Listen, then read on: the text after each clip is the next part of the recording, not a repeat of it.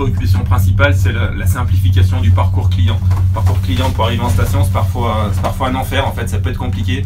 Ouais. Et nous, notre gros enjeu, là, quand on a créé Valoir.com, c'était vraiment de simplifier le parcours client, donner toutes les possibilités au client pour sa réservation de séjour. Aussi bien un package complet réservé en ligne, une réservation simple de forfait de ski, une réservation d'hébergement sec, toutes les possibilités sont notées. Et derrière ce parcours client, l'accompagner jusqu'au bout, c'est-à-dire depuis l'intention de séjour jusqu'à sur place en fait à l'arrivée, et également aussi après le départ, puisqu'en fait on a des enquêtes qualité permanentes pour nous permettre de nous améliorer en continu. Si on reprend les moments, comment on donne envie de venir à Valoir? Ça c'est un énorme sujet de surf, de marketing, de notoriété. Alors on s'est partagé les tâches. Donner envie, c'est l'office de tourisme. En fait, il y a deux sites pour Valoir. Il y a Valoir.net, qui est le site de l'office de tourisme, qui est celui qui donne envie, et Valoir.com, qui est le site qui va convertir. On va convertir l'envie en séjour consommé. D'accord, donc là c'est le web, voilà. Les langues, tout ce qu'on va trouver sur... Absolument, il y a beaucoup de contenu vidéo sur Valoir.net. Sur les réseaux sociaux, on est également très présent avec du contenu vidéo plusieurs fois par semaine. Donc voilà, c'est vraiment tout ça qui va donner envie au cours de la saison de déclencher des séjours. Ensuite, donc faut faire la transaction. Voilà. Ça c'est un autre sujet. Voilà. Donc ici, voilà, Valoir.com, là, cette transaction, c'est vraiment ce qui me concerne. C'est moi qui ai créé ce processus de vente. Donc avec un processus, avec un tunnel de vente très court, le plus court possible, tout en donnant en même temps toutes les possibilités aux clients pour réserver. Et ce qu'on a mis en place en fait depuis 2 ans à la création de Valoir.com, c'est un chat, en fait un outil de chat en ligne qui va permettre effectivement, pendant ce processus de réservation, si on a des questions, de pouvoir y répondre en temps réel sans couper le processus de vente. D'accord. Qu'est-ce qu'on apprend justement quand on est en station de la difficulté de gérer ces interactions avec les canaux que les clients gèrent? Par exemple, il y a des Anglais, les jeunes, est-ce qu'il y en a qui téléphonent encore? Est-ce que la transaction sur les mobiles maintenant et l'aspect de paiement devient important? Ouais. Alors en fait, on s'est vraiment efforcé d'être multi-canaux depuis toujours, c'est-à-dire sur les ventes directes, mais également sur les ventes intermédiaires avec des tours opérateurs, etc. Où on a des outils en fait de passerelle XML qui nous permettent de vendre nos propres hébergements et séjours via les différents canaux des distributeurs. Après, on est bien sûr multilingue, on est bien sûr une possibilité de téléphone. Le téléphone, quand on est au moment de la réservation, le numéro de téléphone est visible à tout instant. Ouais. À tout instant, on peut décrocher le téléphone. J'ai un doute, je suis pas sûr. Est-ce que ma carte bancaire est bien passée? Je décroche mon téléphone, j'appelle, je note ce qui me répond. Oui, c'est bon, non, c'est pas bon. Et on trouve une solution. Donc voilà, c'est donner vraiment de la réassurance en permanence. C'est ça notre outil, notre inquiétude, et que la réservation soit fluide, aille vite et soit efficace. Le post-séjour, il vous a appris quoi déjà? Comment on fait des enquêtes? On fait du feedback management par SMS, par enquête, les gens par email, ou c'est même en station qu'on arrive à mesurer le retour? Les deux, mais très principalement par emailing en fait, post-séjour, 3-4 jours en fait, après le retour station, il y a des emailings qui sont envoyés systématiquement à l'ensemble des clients.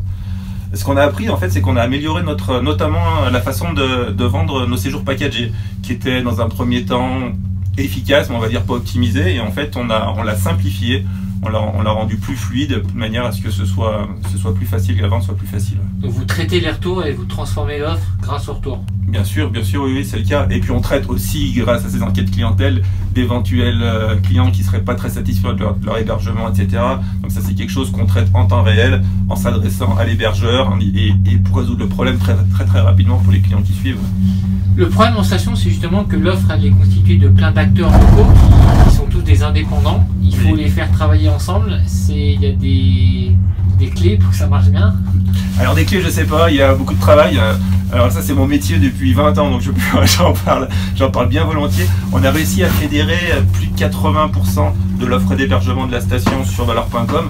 C'est, je pense, unique dans une station de la taille de Valoir, et dans beaucoup de stations, c'est plutôt 20-30% de l'offre d'hébergement qui est réservable en ligne sur l'outil de vente station. Chez nous, on a réussi à fédérer tous les acteurs station, c'est-à-dire l'ensemble des hôtels, l'ensemble des résidences de tourisme, et 70% en fait des loueurs de meublés particuliers. Tous les loueurs de meublés particuliers qui sont très importants à Valoir, qui pèsent lourd à Valoir, 70% d'entre eux sont visibles sur Valoir.com, et grâce à ces passerelles qu'on a mises en place, Moi, je suis propriétaire d'un petit appartement de 4 personnes. Cet appartement est visible sur l'art.com. Il est visible aussi à l'international sur les grosses plateformes type Airbnb, Booking, etc. On est visible à l'international sans avoir à le gérer. Et ça, c'est l'art du timing. Hein. On arrive à la fin de l'interview. Magnifique. Hein, merci.